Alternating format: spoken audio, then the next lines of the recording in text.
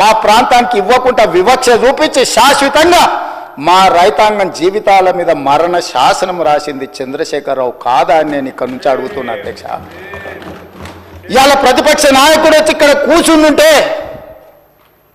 నేను అడిగేదానికి సమాధానం చెప్పాల్సి వస్తుందని ఈరోజు వారి ముఖం చాటేసింది అధ్యక్ష.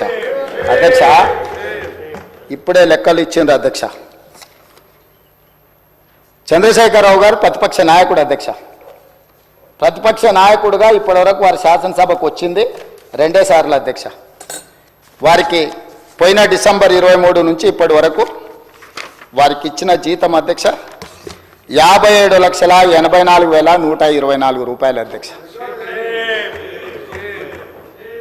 శాసనసభ్యుడిగా ప్రతిపక్ష నాయకుడిగా డిసెంబర్ 1, 2023 నుంచి ఫిబ్రవరి 28, 2025 వరకు ఈ దాదాపుగా 15 నెలలలో వాళ్ళు తీసుకున్న ప్రభుత్వం సొమ్ము జీత భత్యాలు, శాసనసభ్యులు కూడా ప్రభుత్వ ఉద్యోగ అధ్యక్ష. తమకు తెలుసు కదా, సుప్రీంకోర్టు తీర్పిచ్చింది.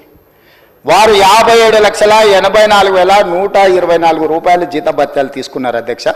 2 సార్లు ఇక్కడికి వచ్చింది, ఇప్పటి వరకు ఎక్కడికి వెళ్ళలేదు అధ్యక్ష. ప్రభుత్వ జీత భత్యాలు తీసుకొని ప్రజల్ని గాలికి వదిలేసి తెలంగాణ రాష్ట్రాన్ని కర్మకు వదిలేసిన ప్రధాన ప్రతిపక్ష నాయకుడు ఈరోజు వాళ్ళను ఇట్లా తయారు చేసి రేబీస్ వ్యాక్సిన్ రియాక్షన్ వచ్చినట్టుగా వాళ్ళు వ్యవహరిస్తుంటే ఏం చెప్పాలి అధ్యక్ష? ఇక సెక్యూరిటీలు ఇవన్నీ మళ్ళీ అది సపరేట్గా నేను చెప్పదలుచుకున్న, వాటి జోలికి వెళ్ళదలుచుకోలేదు. సరే, కుటుంబ సభ్యుల వల్ల ఆయన ప్రాణ ప్రమాదం ఉంది కాబట్టి ఆయన సెక్యూరిటీ పెట్టుకున్నాడు. సరే, అది సహజం, అందుకే ఆయన దూరంగా ఉంటున్నాడు వాళ్ళకు చుట్టూతా పోలీసు పహారాల మధ్య అధ్యక్ష. సరే, అది వారి సమస్య అనుకోండి, నేను దాని జోలికి వెళ్ళదలుచుకోలేదు.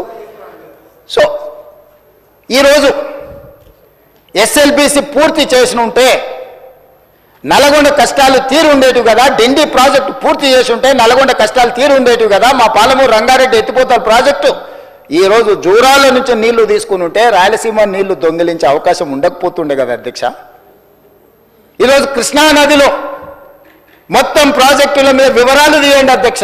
ఎవరి హయంలో ప్రారంభమైనాయి, ఎవరి హయంలో పూర్తయినాయి, ఎవరు అన్యాయం చేసిండ్రు. పెద్దలు చంద్రశేఖరరావు గారిని రమ్మని ఉండే అధ్యక్ష, తమరైన వ్యక్తిగతంగా మాట్లాడండి. వారు ఏ రోజు వస్తారో వారు ఈ సభలో ఉన్నప్పుడే కృష్ణానది జలాల మీద చర్చ పెడతాము. ఈ చర్చలో ఒకవేళ మా తప్పేదైనా ఉందని నిరూపిస్తే సభ సాక్షిగా చంద్రశేఖరరావు గారికి, బీఆర్ఎస్ నాయకులకు నేను క్షమాపణ చెప్తా అధ్యక్ష. ఇది నా సవాల్ అధ్యక్ష.